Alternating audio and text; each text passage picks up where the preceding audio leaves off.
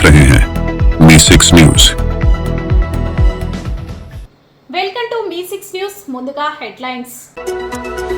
Police కస్టడీలోకి Vallabhaneni Vamsi, SC ST court ఉత్తర్వులు, bed ఏర్పాటు చేయాలని ఆదేశం।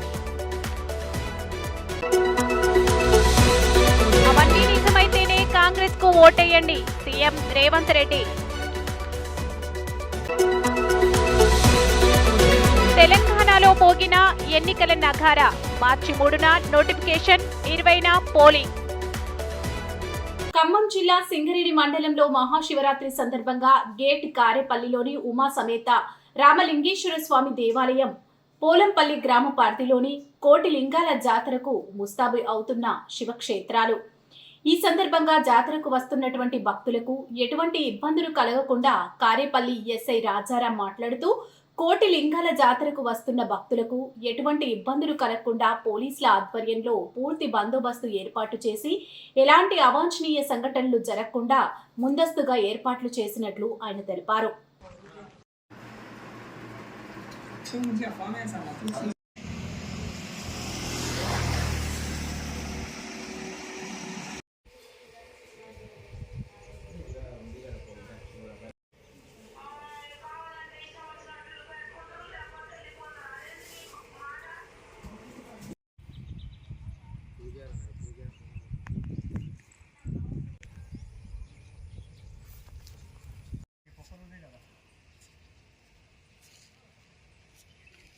భారతీయ జనతా పార్టీ రాష్ట్ర అధికార ప్రతినిధి రాణి రుద్రమాదేవి, వరంగల్ జిల్లా ప్రధాన కార్యదర్శి డాక్టర్ గోగుల రాణా ప్రతాప్ రెడ్డి తల్లిగారైన శ్రీమతి గోగుల జయశ్రీ ఇటీవల మరణించగా నర్సంపేటలోని వారి స్వగృహనందు వారి చిత్రపటానికి పూలమాలలు వేసి నివాళులు అర్పించి అనంతరం కుటుంబ సభ్యులను పరామర్శించిన భారతీయ జనతా పార్టీ జాతీయ ప్రధాన కార్యదర్శి, కేంద్ర హోంశాఖ సహాయక మంత్రి వర్యులు బండి సంజయ్ కుమార్, వారి వెంట వరంగల్ జిల్లా అధ్యక్షులు గంట రవికుమార్, బీజేపీ రాష్ట్ర కార్యవర్గ సభ్యులు డాక్టర్ పెసురు విజయ్ చందర్ రెడ్డి, రత్నం సతీష మరియు ఇతర రాష్ట్ర జిల్లా నాయకులు తదితరులు పాల్గొన్నారు।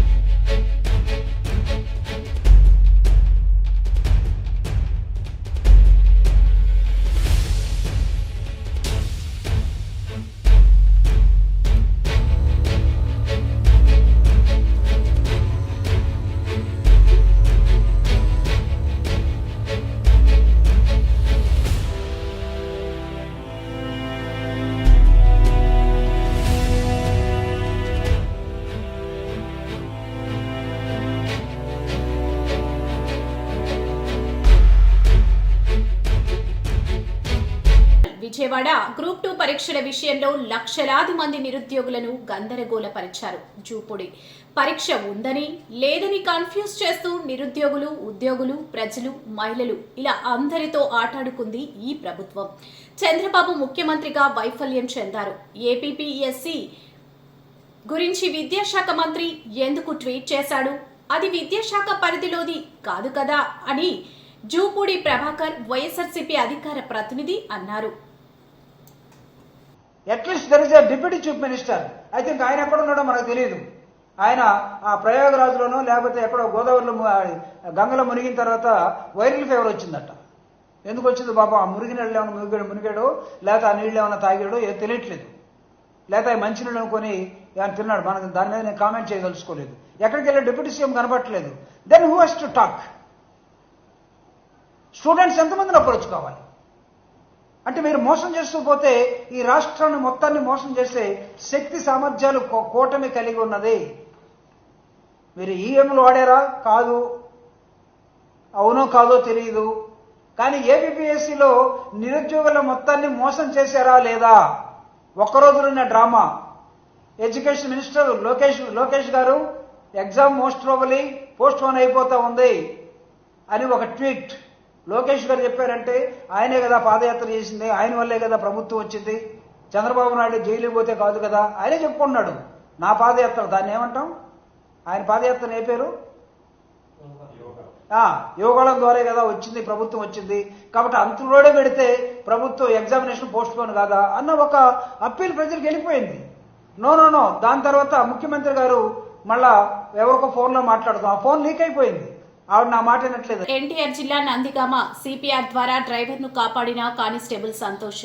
నందిగామ విధి నిర్వహణలో భాగంగా అశోక్ నగర్ లో వెళ్తున్న సమయంలో రోడ్డుపై అకస్మారక స్థితిలో ఉన్న వ్యక్తిని చూసి చలించిపోయిన కానిస్టేబుల్ సంతోష్ వెంటనే సదరు స్పృహ కోల్పోయిన వ్యక్తికి సిపిఆర్ చేసి ఆ వ్యక్తిని బ్రతికించిన కానిస్టేబుల్ సంతోష్ ను పలువురు అభినందిస్తున్నారు. వెంటనే తమ కుటుంబ సభ్యులకు వివరాలు అందజేసి ప్రాణహాని నుండి కోలుకున్న వ్యక్తిని హాస్పిటల్ కి తరలించారు.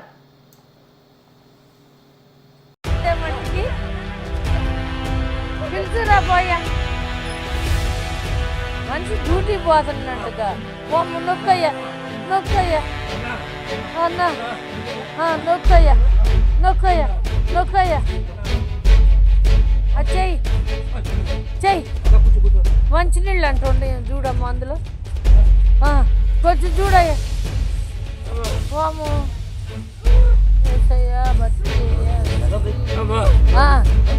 మంచినీళ్ళు అయ్యో అసలు ఇంట్లో వాళ్ళు రారే, ఎవరు రాట్లా.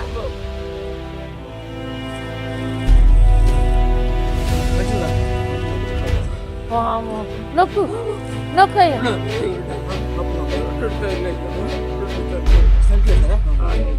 వేసారా? అది రెండోసారి వచ్చింది అయితే. అయ్యయ్యో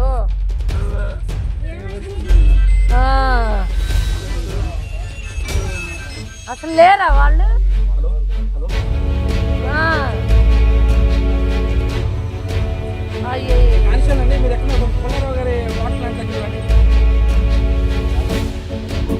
ఆల్రెడీ కొన్నాను పొలారో వాటర్ ప్లాంట్